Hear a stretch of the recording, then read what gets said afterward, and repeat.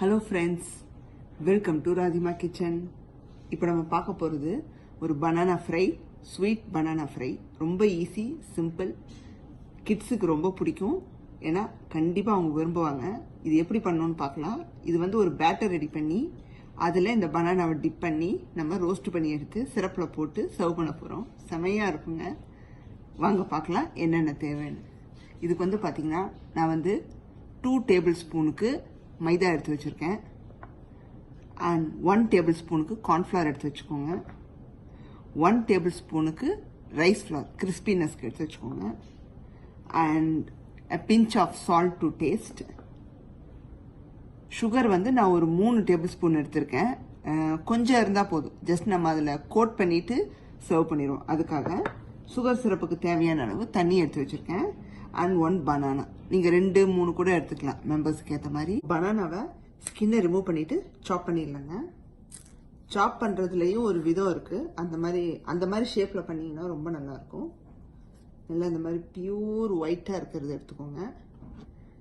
இப்படி க்ராஸாக கட் பண்ணுங்கள். உங்களுக்கு இப்படி வச்சு காணிக்கிறேன் பாருங்கள். இப்படி க்ராஸாக நம்ம கட் பண்ணும்போது ஏன் க்ராஸாக கட் பண்ணுறோம், ரொம்ப தின்னாவும் இல்லாமல் ரொம்ப திக்காவும் இல்லாமல் கட் பண்ணிக்கோங்க.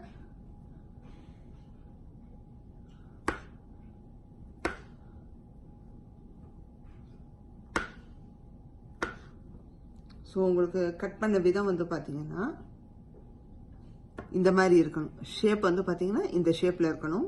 ஸோ டிப் பண்ணி போடும்போது ரொம்ப நல்லாயிருக்கும். பேட்டர் ரெடி பண்ணிக்கலாம். அதுக்கு ஃபஸ்ட்டு மைதா உள்ள போட்டுக்கலாம். And then cornflour, rice flour, ஒரு pinch of salt, and then பார்த்தீங்கன்னா வாட்டர். கொஞ்சம் லிட்டில் பை லிட்டில் விட்டு கலந்துக்கோங்க. ரொம்ப தண்ணியாகவும் இருக்கக்கூடாது, ரொம்ப திக்காகவும் இருக்கக்கூடாது.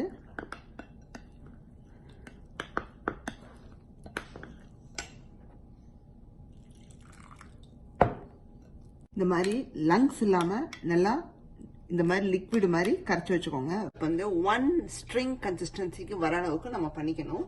ஸோ ஃபஸ்ட்டு சுகர் போட்டுக்கோங்க ஒரு பாத்திரத்தில். அதுக்கு பார்த்தீங்கன்னா ஜஸ்ட் ஒரு 2 டேபிள் ஸ்பூன் அளவுக்கு தண்ணி எடுத்து வச்சுக்கோங்க. ஒரு கம்பி பதம் வந்தால் போதுங்க, அதுக்கு மேலே வேண்டாம். சுகர் சிரப் 1 ஸ்ட்ரிங் கன்சிஸ்டன்சிக்கு வந்துருச்சுங்க.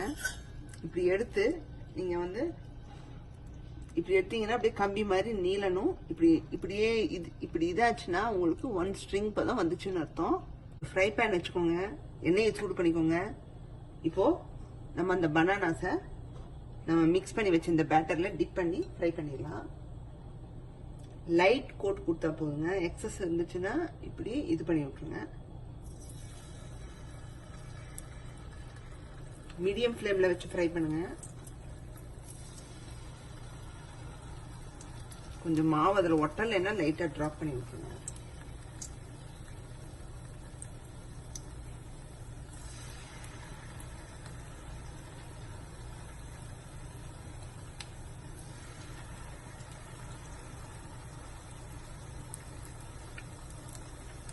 உங்கள் பேனில் எவ்வளோ போட முடியுமோ அவ்வளோ ப்ளேஸ் பண்ணிக்கோங்க.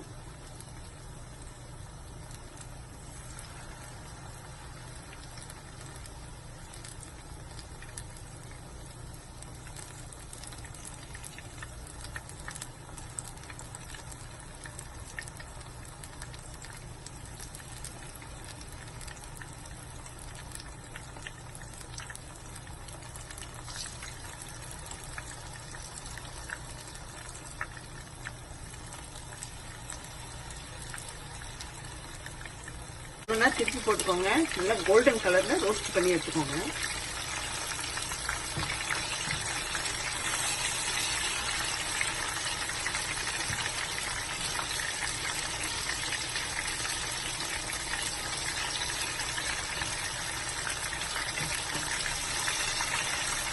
இது ரோஸ்ட் ஆகி நம்ம சுகர் சிரப்பில் போட்டு ரோஸ்ட் பண்ணும்போது கட்டும்போது ரொம்ப நல்லா இருக்குங்க. நல்லா ஃப்ரை ஆயிடுச்சுங்க. ஒரு டிஷ்யூ பேப்பரில் எடுத்துடலாம் எல்லாத்தையும். இந்த அளவுக்கு ஆனால் போதும். இந்த அளவுக்கு ரோஸ்ட் ஆனால் போதும்.